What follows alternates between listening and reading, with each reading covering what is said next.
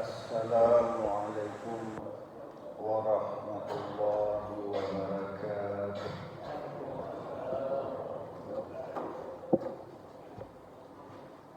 Alhamdulillahi rabbil alamin. Assalatu wassalamu ala asyrafil anbiya'i wal mursalin wa ala alihi wa ashabihi ajma'in. Allahumma salli wa sallim wa barik ala Muhammad wa ala alihi wa ashabihi wa man tabi'ahum bi ihsani ila yaumiddin.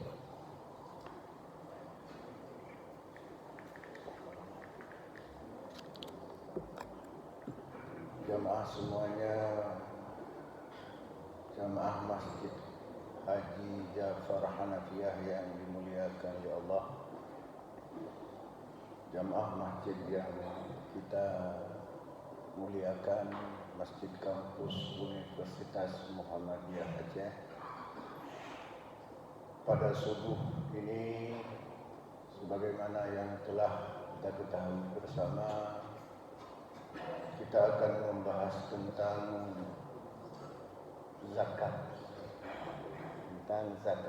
khususnya tentang zakat profesi, zakat gaji.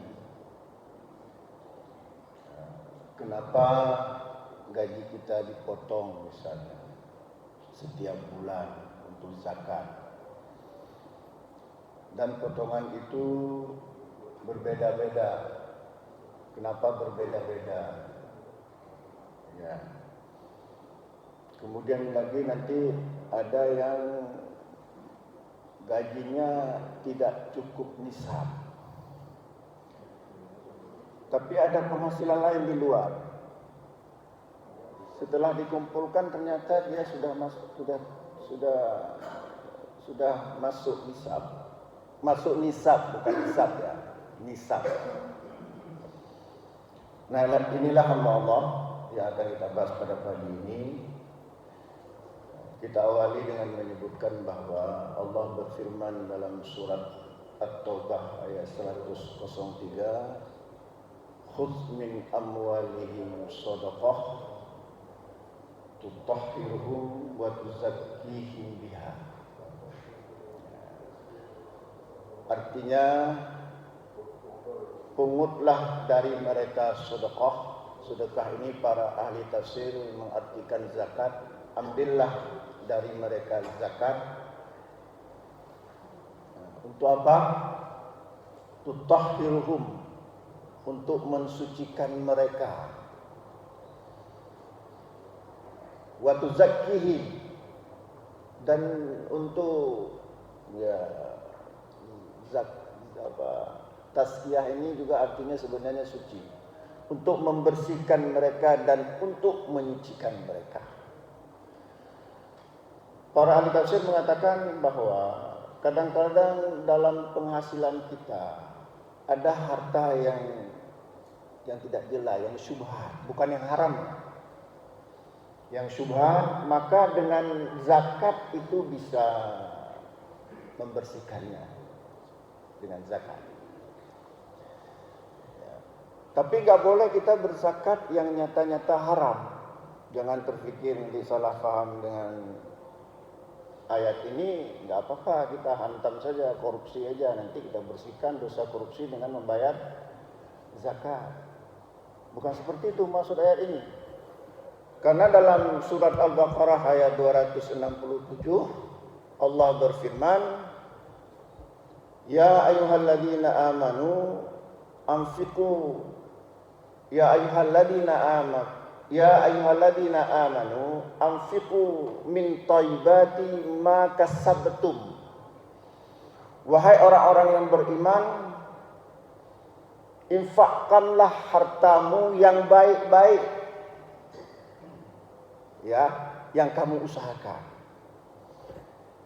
Jadi infak di sini maknanya seluruh apa yang kita keluarkan dari harta kita, termasuk zakat. Jadi yang baik-baik, nggak boleh dari yang haram. Jadi nggak boleh sengaja korupsi, nanti dosa korupsi, ya kita hapus dengan bayar zakat, itu nggak boleh. Nah, hamba Allah. Ya. Kemudian ya, harta-harta yang terkait dengan zakat mal ini, yang kita zakatkan itu bermacam-macam. Kalau kambing itu bagaimana? Ada nggak yang urus-urus kambing di sini? Biasanya Tengku Tarmizi Gading. Itu kira-kira bagaimana membayar zakat kambing? Dalam berapa ekor baru mencapai nisabnya untuk kambing? Ya. Dalam satu hadis yang diriwayatkan oleh Imam Abu Daud, Rasulullah SAW bersabda, "Fi sa'imatil ghanam." Ya. Kambing yang digembalakan. Kambing yang digembalakan. Fi sa'imatil ghanam. Idza kanat arba'ina fa fiha syatun ila 20 wa mi'ah. Kambing yang digembalakan jika telah mencapai 40 ekor hingga berapa tadi? Hingga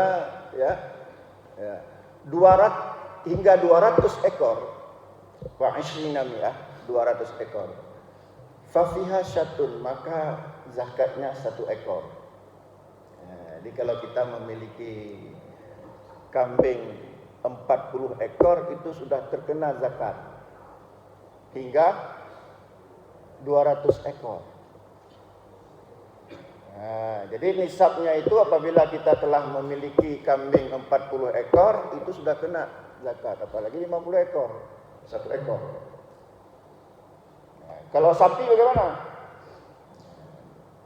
Kalau sapi, Rasulullah SAW bersabda dalam hadis diriwayatkan oleh Imam Bukhari, wa fi kulli salasina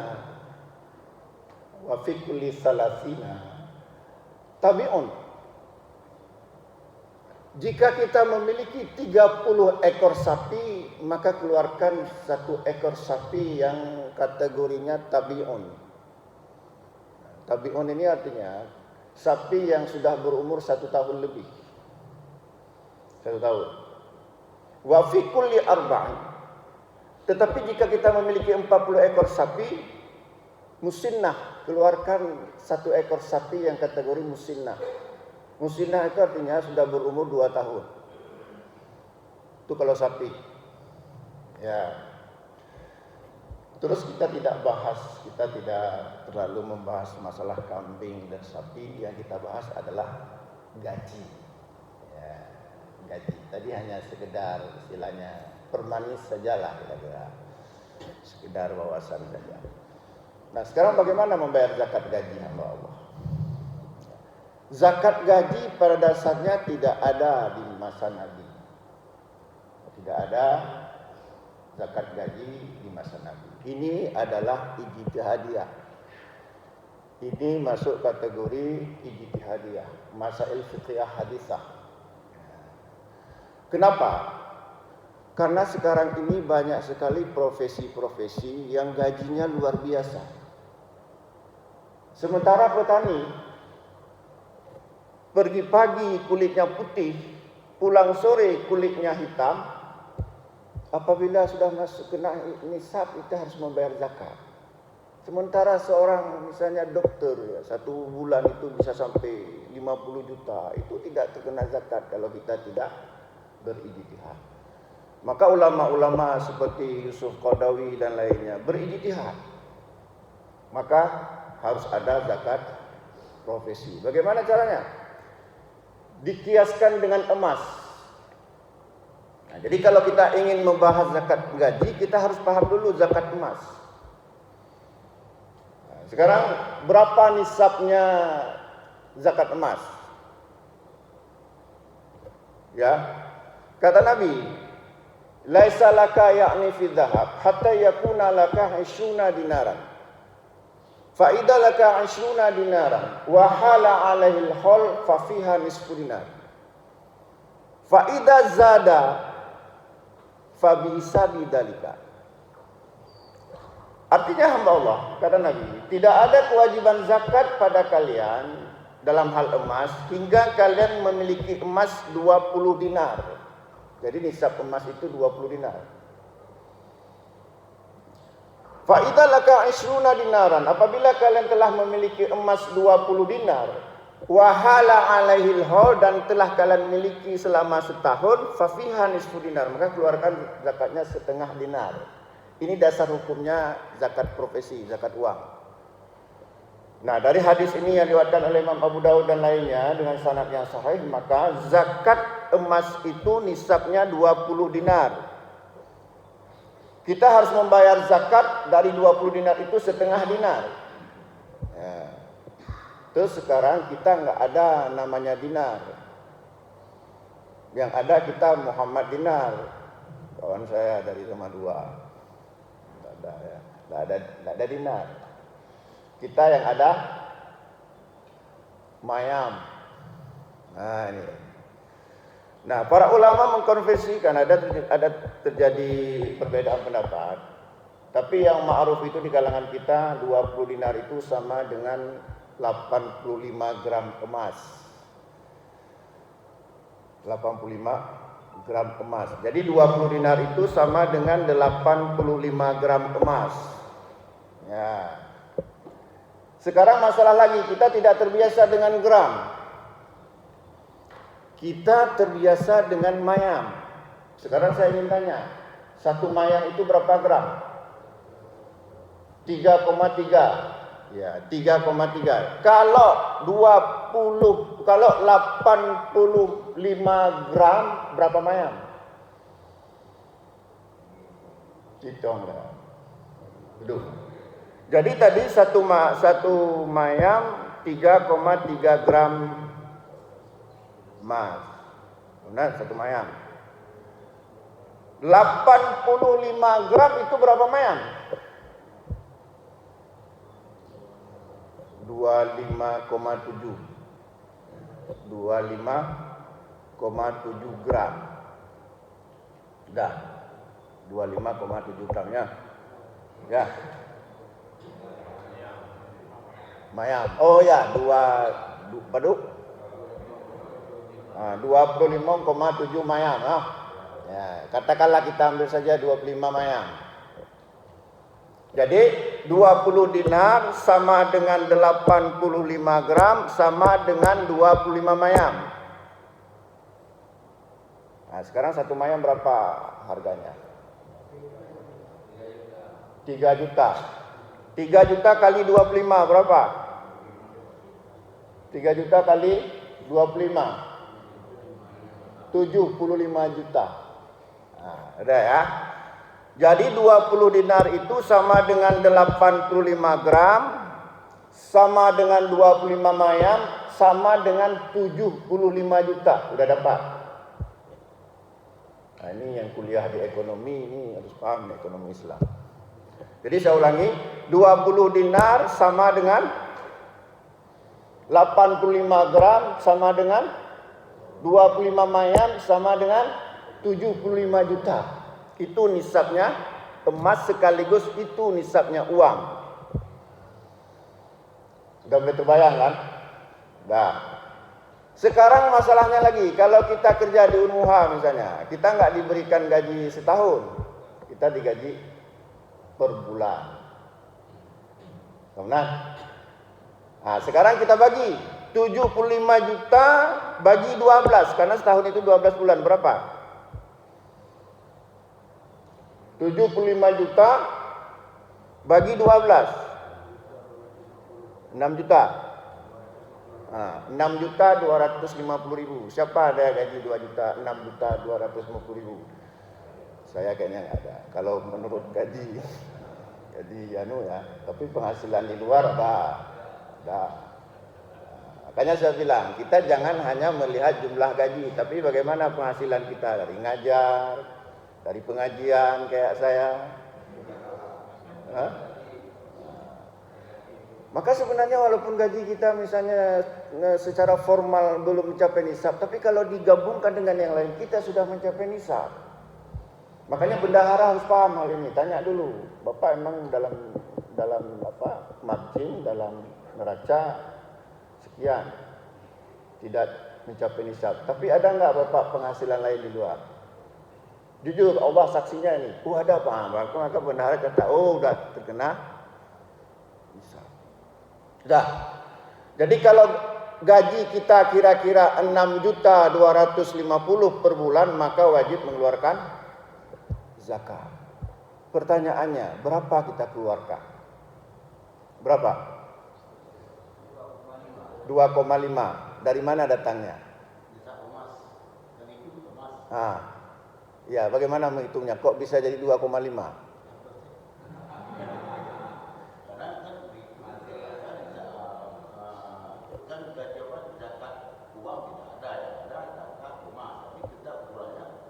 Ya, siapa? Maksudnya begini, kalau ada yang tanya, kenapa Tengku 2,5%, kenapa enggak 5%, kenapa enggak 1%, apa kita jawab? Ini perlu nih, apalagi kita bergerak di bidang lazismu nih. Ini ada Pak Yamin nih, koordinator lazismu, ada Ustaz Aslam, Dewan Pakar, saya termasuk juga Dewan Pakar. Gini, kita kembali ke hadis tadi. Kata Nabi, laisa laka ya'ni fil dhahab hatta yakuna laka 20 dinaran. Tidak ada kewajiban zakat pada kalian kecuali kalian memiliki zakat 20 dinar. Fa idza laka 20 dinaran, apabila kalian memiliki emas 20 dinar, wa hala alaihil haul, telah kalian miliki selama setahun, fa fiha nisfu dinar, maka keluarkan zakatnya setengah dinar. Jadi zakatnya setengah dinar. Fa'idha zada fabihisabi dalika, apabila bertambah artinya lebih dari itu, maka perhitungannya seperti itu. Nah, sekarang kita ingin konversi ke persen. Dalam kaedah rumus matematik, nilai tertinggi itu dianggap 100%. Setahu saya ya, saya bukan orang matematik. Jadi 20 dinar itu dianggap 100%, karena itu tertinggi. 20 dinar adalah 100%. Tadi kita keluarkan zakat setengah dinar. Kalau 20 dinar itu 100%, 10 dinar berapa persen? 50%. Ya, saya ulangi. 20 dinar itu 100%.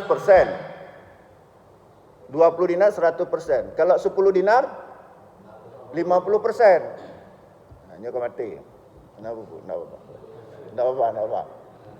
Berapa Sri? Sudah. Kalau 25% berapa? 5 dinar. Ya kan? Saya ulangi. 20 dinar 100%. 20 dinar 100%. Dah. 10 dinar 50%. 5 dinar 25%. 1 dinar 5%. Saya ulangi lagi, mulai kabur-kabur nih, padahal pakar-pakar gitu. Saya ulangi ya. Nah, ntar lu pakai mic dulu biar. Saya ulangi. 20 dinar 100%.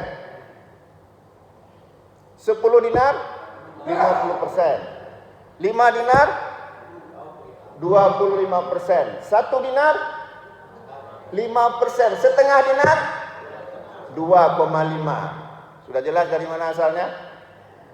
Nah, jadi kalau ditanya kenapa membayar zakat 2,5%, 2,5% itu sama dengan setengah dinar. Nah, terus kenapa berbeda-beda dipotong oleh bendahara? Karena berbeda gaji. Ada yang gajinya 6.250.000, ada yang gajinya 7 juta, ada yang gajinya 8 juta. Tambah tunjangan ini, tunjangan itu, ada yang gajinya sekian, maka juga berbeda. Ada orang mungkin saja nggak paham, kenapa ini kok saya banyak sekali dipotong zakat, kenapa dia sedikit? Ini sudah pilih kasih ini. Pilih kasih, padahal enggak. Itu tergantung kepada jumlah gaji kita. Ada yang mau bertanya? Nasi udah sampai ke belum? Ya. Ada orang memandang zakat itu setelah keluar kebutuhan. Iya. Itu bagaimana? Iya. Ya, itu bagus. Jadi maksudnya gini. Memang gaji 6.250.000. Tapi ada ambil Honda kredit. Ada ambil Honda potong tiap bulan. Sehingga enggak lagi 6.250.000. Jadinya mungkin 3 juta. Bagaimana ini? Begini, kalau seperti itu, ketika Hondanya masih sama dia, itu dianggap omset. Walaupun pada sisi yang lain Honda itu tidak terkena zakat. Tapi Honda itu uang yang sudah dipotong itu sudah mengalir ke Honda, maka dia tetap dianggap 6.250.000. Ini ya dikiaskan dengan zakat tanaman gandum. Allah berfirman wa atu haqqahu yauma hasadihi. Al-An'am 141. Apa artinya? Wa atu haqqahu yauma hasadihi. Tunaikan zakat gandum, zakat tanaman itu biji-bijian itu pada hari memanen. Begini contohnya, begini. Setelah kita memanen, katakanlah di Aceh ini apa? Padi. Allah suruh tunaikan pada saat memanen, bukan pada saat kita untuk kita makan ataupun untuk kita bayar hutang padi misalnya.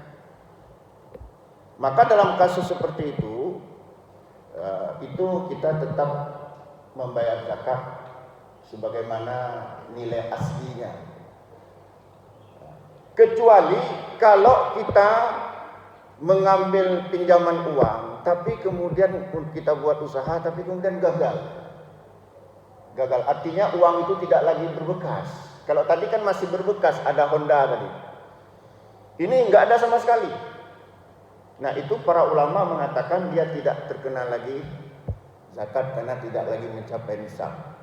Contoh gini misalnya, dia gaji ada 7 juta, dipinjam uang sama biro keuangan katakanlah 50 juta untuk usaha, sehingga gajinya nggak lagi mencapai 7 juta, gajinya sudah mencapai paling hanya sekitar 2 juta. Tapi kemudian 50 juta itu karena dia nggak pandai berusaha, bangkrut. Nah, maka orang seperti itu karena masuk kategori gharib, dia tidak lagi dianggap mencapai nisab. Tapi kalau Honda tadi, itu masih ada jejaknya. Itu yang saya pahaminya. Karena nanti kalau kita berturutkan dengan hutang-hutang itu akhirnya nggak satu pun nggak ada kewajiban zakat. Kadang-kadang sengaja ngambil kredit supaya untuk menghindari zakat. Kacau kan? Coba kalau misalnya ada orang berhutang ambil kredit, terus kemudian gajinya secara formal tidak lagi mencapai jumlah wajib zakat, akhirnya nggak ada lagi yang susah untuk mencari orang yang bayar zakat. Gitu ya. Jadi itu yang bisa saya jawab. Mungkin Ustaz lebih paham. Ya. Tadi kan 20 dirham ya. 20 dinar. Ya. Nah, itu kan ada emasnya. Dan kalau gaji kita tidak, gajinya sudah ada lagi itu, cuma hitung-hitungnya aja. Kan berarti nggak bisa kita ambil contoh dari emas. Emasnya ada itu. Sampai 20 dan itu. Lalu kita, kalau kita gaji kita, kita makan habis itu sampai cuma hitung-hitungnya saja ya. Iya. Kalau emas nggak dimakan. Ya. Dinar itu mata uang.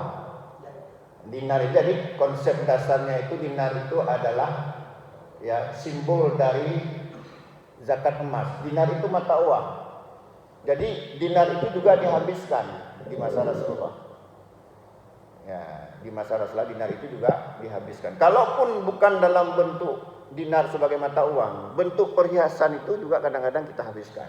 Nah, para ulama telah ijma' bahwa apakah emas dalam bentuk mata uang atau dalam bentuk perhiasan, hukumnya sama. Hukumnya sama. Cuman bedanya begini. Kalau mata uang, katakanlah pada tahun ini mencukupi nisab karena kita punya mata uang 20 dinar, tapi tahun depan belum tentu karena sudah kita habiskan. Sementara emas karena tidak kita habiskan, tahun depan masih mencapai nisab, maka kita bayar tiap tahun kalau kita memiliki emas katakanlah 1 kilo kita simpan.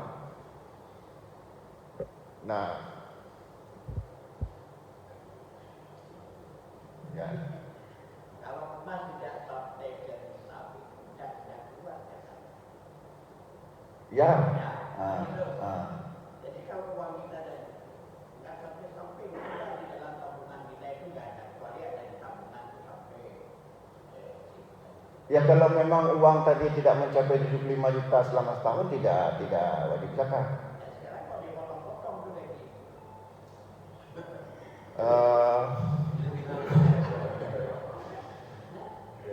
Ya begini, kita jangan hanya terfokus pada zakat.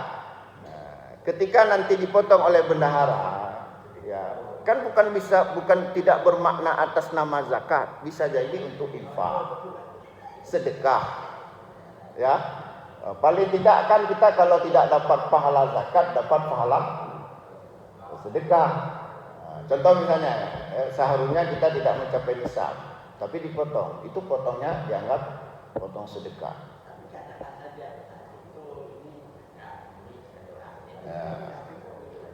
Ya itu bisa saja nanti diatur ya. Ada lagi yang lain? Oh ya silakan. Jadi umpamanya saya ada punya emas 30 lumayan. Jadi kalau kita uangkan dikali-kali dari 3 juta itu 90 juta. Iya. Nah, kalau jadi saya simpan uang itu 90 juta. Tentu kalau kita tidak bertaruh dalam 0,5%, kurang lebih 2 juta 250. Iya. Ya kan? Bagaimana kalau kira-kira setiap bulan saya ambil rumahnya 250 sebulan saya bayar zakatnya? Tahun ini cukup 2 juta, apakah boleh Ustaz? Terima kasih. Ya boleh, tentu saja boleh. Dan inilah yang dilakukan oleh bendahara. Bendahara memotong tiap bulan, walaupun nasnya adalah per tahun. Itu teknis saja, boleh Pak. Jadi cara menghitungnya begini. Tadi Bapak 90 juta ya, tadi udah benar perhitungan. 90 juta sama dengan 30 mayan tadi, 90 juta kali 2,5 bagi 100 itu rumusnya. Saya ulangi rumusnya ya. 90 juta kali 2,5 itu masih 2,5% bagi 100. Jadi berapa tadi Pak? 90 juta untuk Dr. Rifan dan ketak-ketok dah 30 juta pun ada 30 juta sudah kali 2,5 bagi 100.